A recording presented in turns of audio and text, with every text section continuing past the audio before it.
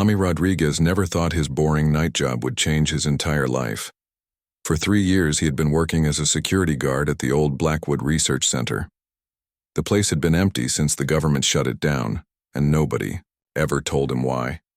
His job was simple: walk around, check the doors, and make sure nobody broke in. Most nights were the same. Tommy would sit in his small office, drink coffee, and watch old movies on his phone. The building was huge and creepy, especially at night, but he got used to it. The pay was good enough to cover his rent and groceries, so he never complained. That Tuesday night in October started like any other. Tommy clocked in at 11 p.m., grabbed his flashlight, and began his usual rounds. The building had 5 floors, above ground and 3 levels underground. He always saved the basement levels for last because they gave him the creeps. Around 2 a.m., something strange happened. As Tommy was walking past the main staircase, he noticed a weird blue light coming from somewhere deep in the building. It wasn't the normal emergency lighting. This was different. The light was pulsing, almost like it was alive. Tommy stopped and listened carefully. The building was supposed to be completely empty, but he could hear faint sounds coming from the lower levels. It sounded like someone was moving around down there. His first thought was that maybe some teenagers had broken in to explore the abandoned building. He grabbed his radio to call his supervisor, but then he remembered that his boss always got angry when he called about false alarms. Last month, Tommy had reported strange noises that turned out to be just old pipes settling. His supervisor had warned him not to bother him unless it was a real emergency, so Tommy decided to check it out himself first. He took the elevator down to level B3, the deepest part of the basement. As the elevator doors opened, the blue light got much brighter. It was coming from the old laboratory section at the end of the hallway. The basement level was filled with old scientific equipment that the previous researchers had left behind. There were computers covered in dust, strange machines that Tommy never understood, and boxes of files stacked everywhere. The air always smelled like chemicals and old paper down there. As Tommy walked toward the blue light, his heart started beating faster. Something felt very wrong, but he couldn't figure out what it was. The light was getting brighter with each step, and now he could hear what sounded like someone talking, but in a language he had never heard before. Tommy reached the laboratory door and carefully looked inside. What he saw made him freeze in complete shock. There was a person sitting on the floor near one of the old machines, but this person didn't look human at all. The being had pale skin that seemed to glow with its own light. She was clearly female, but her eyes were much larger than normal human eyes, and they were completely black. Her hair was white and seemed to move on its own, even though there was no wind in the room. She was wearing what looked like a tight-fitting silver suit that reflected the blue light around the room. Tommy's first instinct was to run, but something stopped him. The being looked hurt. She was holding her arm like it was injured, and there was a cut on her forehead that was bleeding a strange purple color. Despite how scared he was, Tommy felt sorry for her. The alien girl noticed Tommy standing in the doorway and looked up at him. For a moment, they just stared at each other. Tommy expected her to attack or disappear or do something frightening, but instead, she just looked sad and tired. She said something in that strange, musical language, and even though Tommy couldn't understand the words, he could tell she was asking for help. Her voice was soft and gentle, not threatening at all. Tommy slowly stepped into the room, keeping his hands visible to show he wasn't dangerous. The alien girl watched him carefully but didn't try to move away. She seemed to understand that he wasn't going to hurt her. He knelt down a few feet away from her and pointed to her injured arm. Then he pointed to himself and made gestures to show that he wanted to help. The alien girl looked confused at first, but then she seemed to understand. She nodded slowly and held out her arm to show him the wound. Tommy had taken a first aid course when he started his security job, so he knew how to treat basic injuries. He pulled out the small medical kit he always carried and carefully cleaned the cut on her arm. The alien girl watched him work, and Tommy could see that she was starting to trust him. While he was bandaging her arm, Tommy noticed that her skin felt different from human skin. It was softer and warmer, and it seemed to have a slight electric feeling to it. Every time he touched her, he felt a tiny shock, but it didn't hurt. Just as Tommy was finishing with the bandage, They both heard loud voices and footsteps coming from upstairs. Someone was shouting orders, and it sounded like military people. The alien girl immediately looked terrified and grabbed Tommy's arm. Through the combination of gestures and her frightened expression, Tommy understood that these people were hunting for her. They weren't here to help. They wanted to capture her. Without really thinking about it, Tommy made a decision that would change everything. He helped the alien girl stand up and pointed toward a service tunnel he knew led to another part of the building. If they could get through there, they might be able to escape before the soldiers found them. The alien girl understood immediately. She took Tommy's hand, and together they ran toward the tunnel entrance. Behind them, they could hear the soldiers, getting closer, their heavy boots echoing through the basement hallways. As they crawled into the narrow tunnel, Tommy realized his quiet life as a security guard was over. He was now helping an alien escape from what seemed like government agents, and he had no idea what would happen next. But looking at the frightened being beside him, he knew he had made the right choice. The tunnel was dark and cramped, and they could hear the soldiers searching the laboratory they had just left. Tommy led the way through passages he had explored during his 3 years working in the building. He knew every corner and hiding spot, and right now, that knowledge might be the only thing keeping them alive. As they crawled deeper into the building's hidden passages, Tommy wondered who this alien girl was, where she came from, and why people were trying to capture her. He had no idea that in just a few minutes he would find out in the most unexpected way possible. Tommy and the alien girl crawled through the service tunnel as fast as they could. Behind them, the soldiers were getting louder and more aggressive. Tommy could hear them shouting commands and breaking down doors, searching every room in the basement level. The tunnel was barely wide enough for one person, so they had to move in single file. Tommy went first because he knew the building layout better than anyone. The alien girl followed close behind him, and he could hear her breathing heavily. She was clearly scared, but she was trying to stay quiet so the soldiers wouldn't find them. After what felt like forever, they reached a junction where several tunnels met.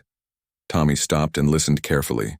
The soldiers seemed to be moving away from their area, but he knew they would search the entire building eventually.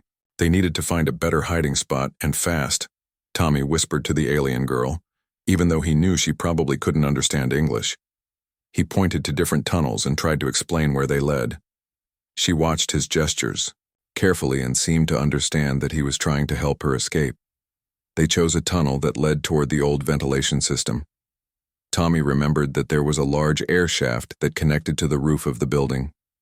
If they could reach it, they might be able to get outside and run away before the soldiers found them. The ventilation tunnel was even smaller than the service tunnel. They had to crawl on their hands and knees, and the metal was cold and uncomfortable. Tommy's security uniform was getting torn and dirty, but he didn't care. All he could think about was helping this strange being escape from whoever was hunting her.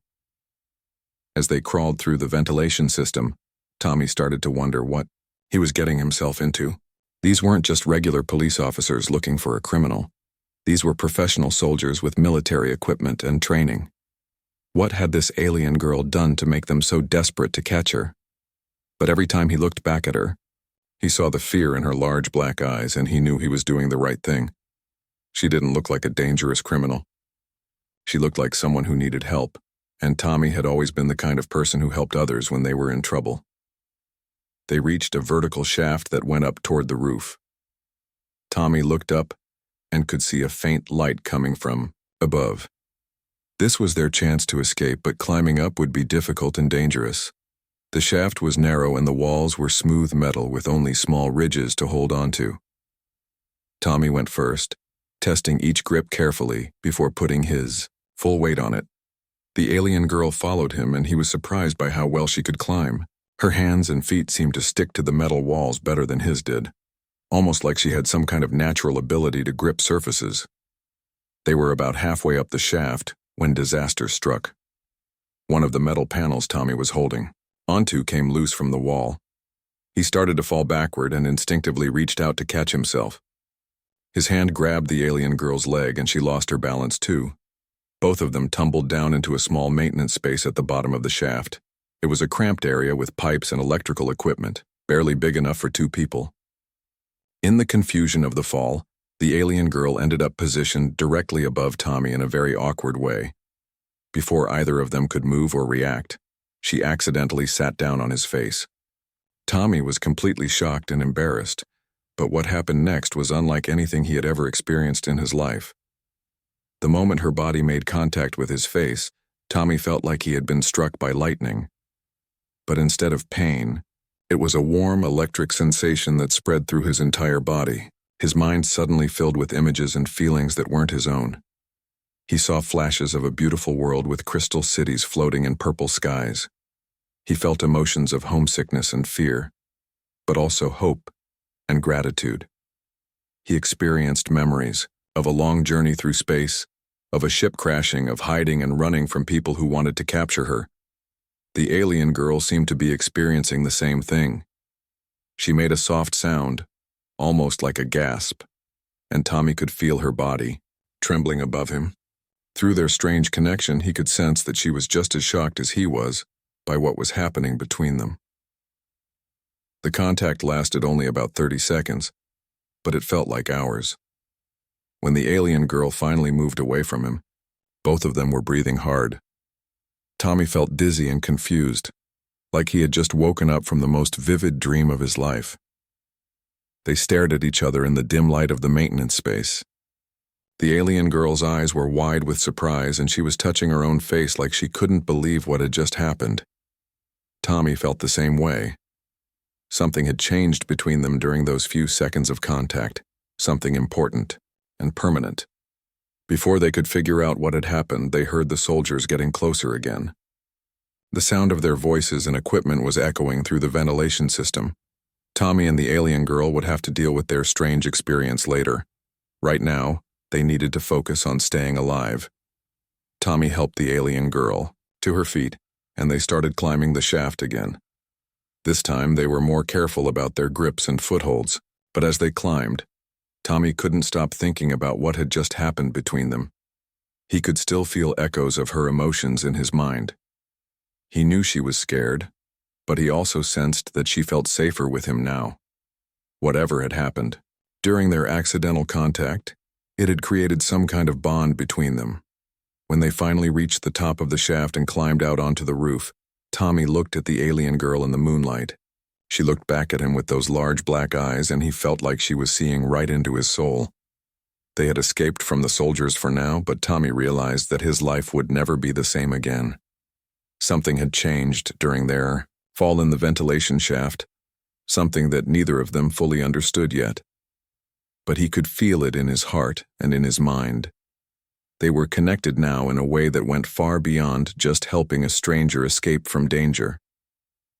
As they ran across the rooftop toward safety, Tommy wondered what this strange connection meant and what it would mean for both of their futures. After running across 3 rooftops, Tommy and the alien girl finally found a safe place to hide. They climbed down a fire escape and ended up in a small alley behind an old pizza shop. The area was dark and quiet, and Tommy knew the soldiers wouldn't think to look for them there. Both of them were exhausted from running and climbing. Tommy sat down on some old boxes and tried to catch his breath. The alien girl sat across from him, still looking around nervously to make sure they weren't being followed.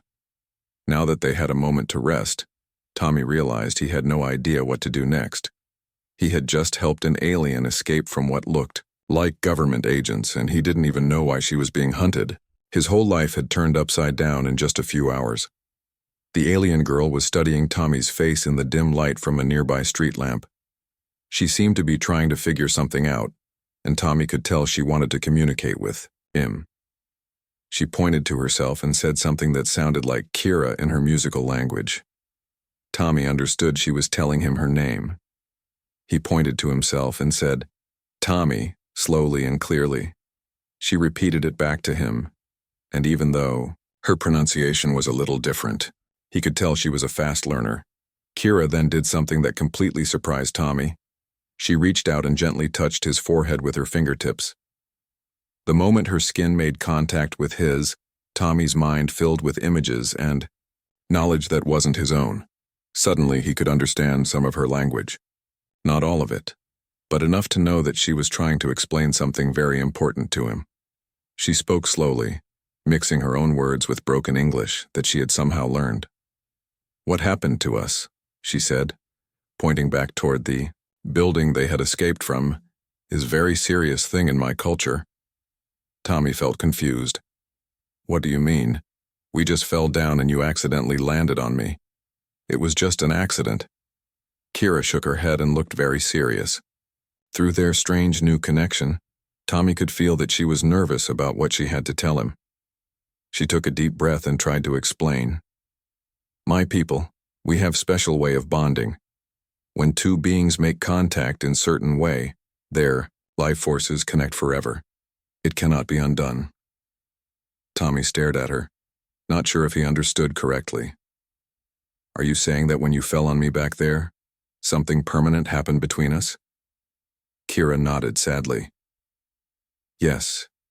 In my world, this kind of contact is sacred ritual. It only happens between chosen mates or closest spiritual companions. But with us it was accident. Now we are bonded for life." Tommy felt his heart start beating faster. What does that mean exactly? Bonded for life? Through their connection, Kira showed him rather than just telling him. Tommy's mind filled with images of her home planet. A beautiful world with floating cities, purple skies, and beings like Kira living in harmony. He saw how her people formed these special bonds, and how it connected them emotionally and mentally, for their entire lives. "I can feel your emotions now," Kira explained. "And you can feel mine. We will always know when the other is happy, sad, scared, or hurt. Our life forces are now connected. If something happens to one of us, the other will feel it too." Tommy couldn't believe what he was hearing. "But I'm just a regular human being. I work as a security guard. I live in a small apartment and eat pizza for dinner most nights. How can I be bonded to someone from another planet?" Kira smiled for the first time since he had met her. "Your species and mine are more similar than you think. That is why the bonding worked. If we were too different, it would not have been possible." She went on to explain that she was part of a small group of explorers who had come to Earth to study human behavior. Their ship had crashed during a storm, and most of her teammates had been killed or captured by the military forces that were now hunting her. "I am alone on your world with nowhere to go," she said. "My ship is destroyed, and I cannot contact my home planet for help. I was hiding in that building because it had equipment I thought I could use to send a message to my people." Tommy felt a wave of sadness coming from Kira through their bond. She was homesick and scared, trapped on a strange world with no way to get home. But she was also grateful to him for helping her escape. "So what happens now?" Tommy asked.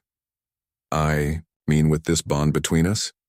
Kira explained that the bond would continue to grow stronger over time. They would be able to understand each other better, share thoughts and feelings, and even share physical strength when needed. But it also meant they would be most comfortable when they were together. Being apart for long periods would be difficult and painful for both of them. "I am sorry this happened to you," Kira said. "You did not choose this, and it is not fair to your life. In my culture, bonding is always a choice made by both people. What happened to us was accident." Tommy thought about this for a long time. His quiet, simple life was definitely over. He couldn't go back to his job or his apartment because the soldiers would be looking for him now too. Everything he had known was gone. But as he looked at Kira sitting there in the alley, he realized something surprising. He didn't feel angry or upset about what had happened. Instead, he felt a sense of purpose he had never experienced before. For the first time in his life, he felt like he was exactly where he was supposed to be. "I don't think it was an accident," Tommy said finally. "I think maybe it was meant to happen this way. I've been living the same boring life for years, just going through the motions. Maybe I needed something like this to wake me up." Kira looked surprised by his response. Through their bond, she could feel that he was telling the truth. He really wasn't angry about being connected to her for life. "You are very different from what I expected humans to be like," she said. "Most beings would be angry or frightened by such a permanent change to their lives." Tommy smiled. "Well, I guess I'm not like most people. Besides, if we're going to be stuck together for life, we might as well make the best of it." "And right. Now we need to figure out how to stay alive and keep you safe from those soldiers." As they sat in the dark alley, planning their next move, Tommy realized that his life had just become the most interesting it had ever been. He was bonded to an alien girl being hunted by government agents and had no idea what tomorrow would bring. But for the first time in years, he felt truly alive. Tommy knew they couldn't stay in the alley forever. As the sun started to rise, more people would be walking around and someone might notice Kira's unusual appearance. He made a decision that would change both their lives even more. He decided to take her to his apartment. The walk to Tommy's place was nerve-wracking. Kira kept her hood up and stayed close to Tommy, but her pale skin and the way she moved still made her stand out. Luckily, it was early morning and most people were still asleep. They made it to his building without anyone seeing them. Tommy's apartment was small and simple. He had a couch, a television, a tiny kitchen, and one bedroom. It wasn't much, but it was safe and private. Kira looked around with curiosity, touching things carefully like she was studying human culture through his belongings. The first few days were strange for both of them. Tommy had to call in sick to work, which he had never done before. He told his boss he had the flu and would be out for at least a week. Then he went to the grocery store and bought enough food to last them both for several days. Shopping for food was more complicated than Tommy expected. He had no idea what Kira could eat. When he asked her, she explained that her people could eat most of the same foods as humans, but some things might make her sick. They decided to stick with simple foods like fruits, vegetables, bread, and water. While Tommy was out shopping, Kira explored his apartment. When he came back, he found her sitting on his couch, holding one of his photo albums. She was looking at pictures of his family and friends with great interest. "Your people keep images of loved ones," she said, showing him a picture of his parents. "My people do this too, but we store memories in crystal formations that hold the actual emotions and experiences."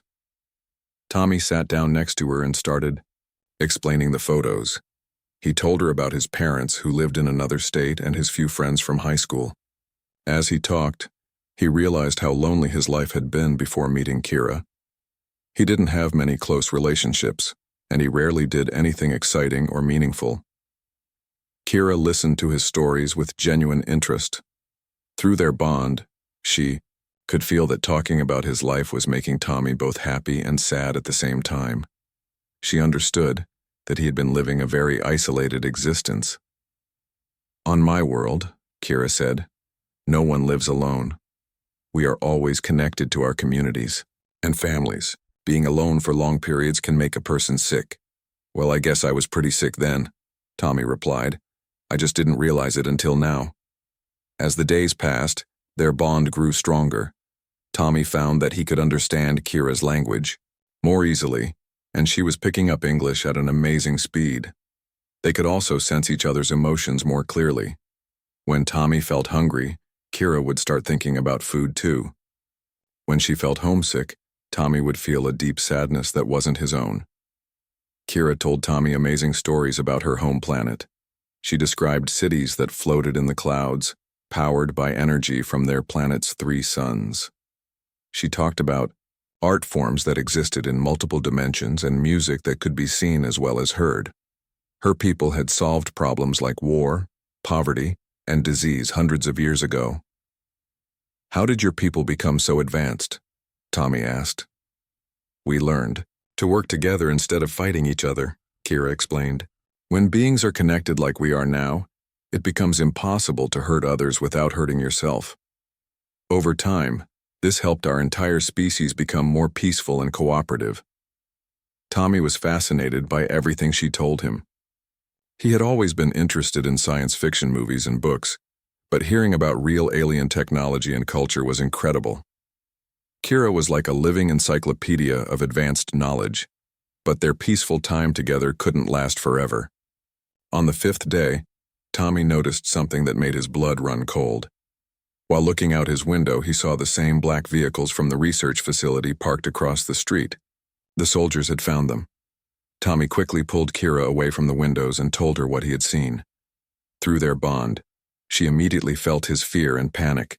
They both knew their hiding time was over. "How did they find us?" Tommy whispered. Kira looked sad and guilty. I think they have been tracking me since I crashed on your planet. My ship had technology that leaves a special energy signature. They probably have equipment that can detect it. Tommy looked around his small apartment, trying to think of a way to escape. But they were on the 3rd floor, and the only exits were the front door and the fire escape, both of which were probably being watched. Then Tommy's neighbor, Mrs. Chen, knocked on his door. She was an elderly woman who lived alone and sometimes asked Tommy to help her with small tasks around her apartment. "Tommy, dear," she called through the door, "there are some strange men outside asking questions about you. They showed me a badge and wanted to know if I had seen you with anyone unusual." Tommy's heart sank. Mrs. Chen was a kind woman, but she was also very curious and talkative. If the soldiers questioned her properly, she might accidentally reveal that she had heard voices coming from his apartment. Kira grabbed Tommy's hand. Through their bond, she shared an idea with him. She had been working on something in secret, while they had been hiding, a device that could send a message to her home planet. She had built it using parts from Tommy's electronics and some strange materials she carried with her. "My people will come for me if they receive my message," she said quietly, "but it will take time for them to travel here. We need to stay free for at least 3 more days." Tommy looked at the small device Kira had created. It looked like a combination of his old radio, some computer parts, and several glowing crystals that seemed to pulse with their own energy. "Will it really work?" he asked. "I believe so," Kira said. "But first we need to get out of here safely, and then we need to stay hidden until my people arrive." As they heard footsteps in the hallway outside Tommy's apartment, both of them knew their biggest challenge was just beginning. The soldiers were getting closer, and soon they would have to run again. But this time, they had hope. If Kira's message device worked, rescue might be coming. Tommy looked at Kira and felt a mixture of fear and determination. A week ago, he had been a lonely security guard with no purpose in life. Now he was protecting an alien refugee, running from government agents, and possibly about to meet beings from another planet. His life had become dangerous and uncertain, but for the first time ever, it felt like his life actually mattered.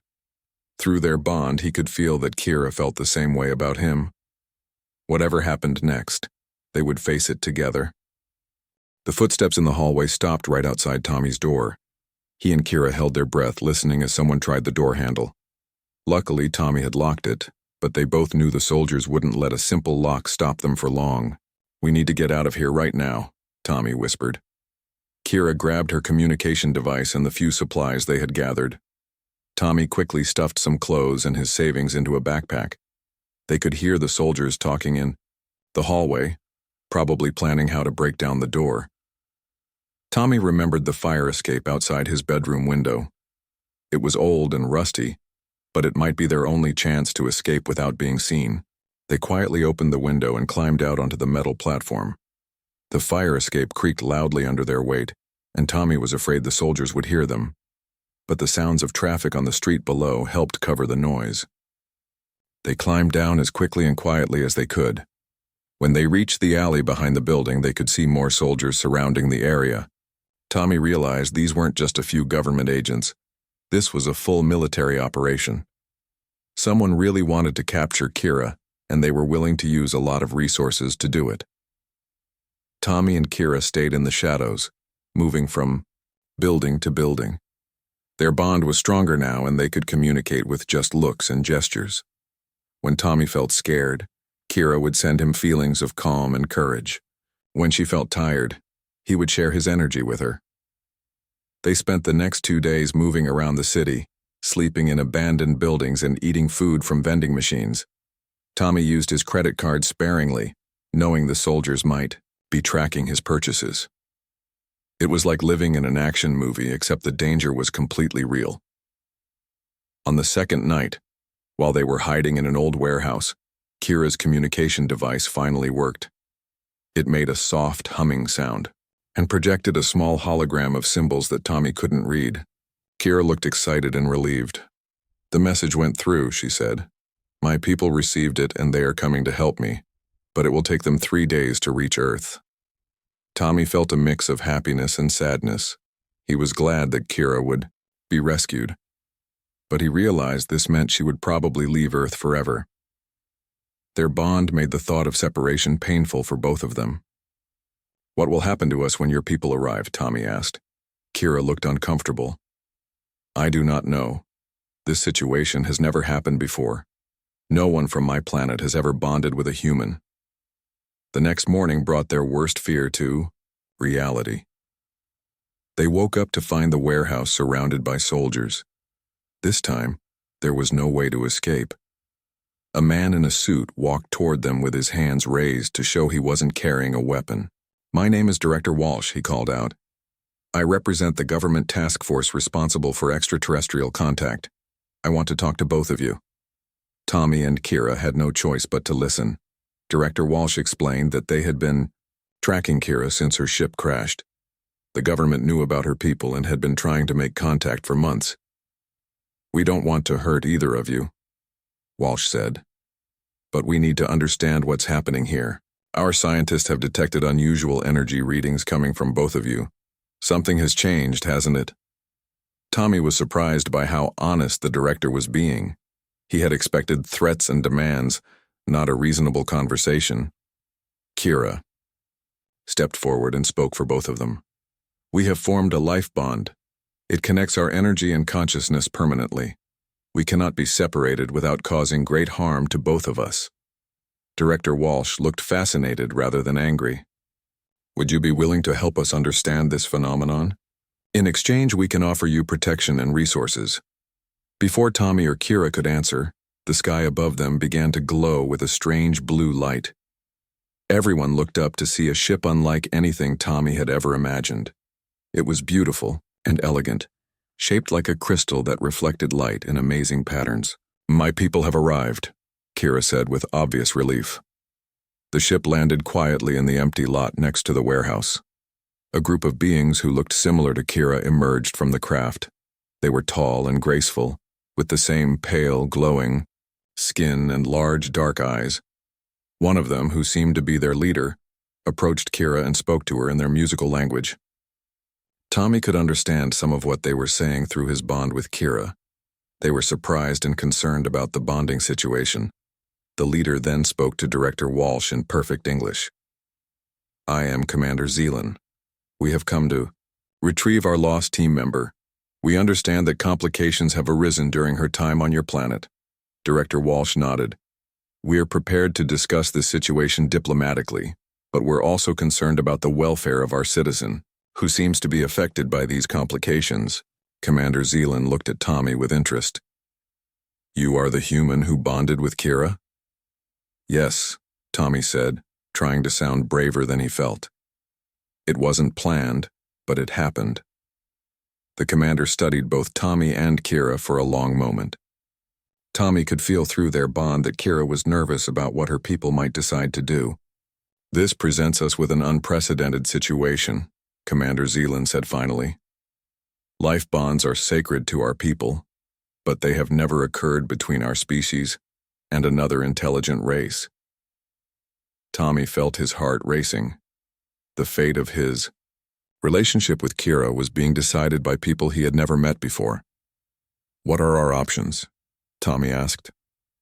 Commander Zeelan looked at Director Walsh, then back at Tommy and Kira. "There are 3 possibilities. First, we can attempt to break the bond, though this would be dangerous and painful for both of you. Second, Kira can remain on Earth permanently. Third, you can come with us to our world." Tommy felt stunned. He had never imagined that leaving Earth might be an option. Director Walsh stepped forward. "If Tommy chooses to go with you, we would like him to serve as an ambassador between our peoples. This could be the beginning of a new relationship between Earth and your civilization." Tommy looked at Kira, and through their bond, he could feel what she wanted. She didn't want to leave her people, but she also didn't want to lose their connection. Going to her world would mean they could stay together and he could help build a bridge between their 2 species. "I want to go with her," Tommy said, surprising everyone, including himself. "A week ago, I was just a security guard with no real purpose in life. Now I have a chance to be part of something amazing. I want to help our worlds understand each other better." Commander Zealand smiled. You are welcome among our people, Tommy. Rodriguez, your bond with Kira has already taught us much about human courage and loyalty. As they prepared to board the alien ship, Tommy looked back at Earth one last time. He was leaving behind everything he had ever known, but he was gaining something incredible.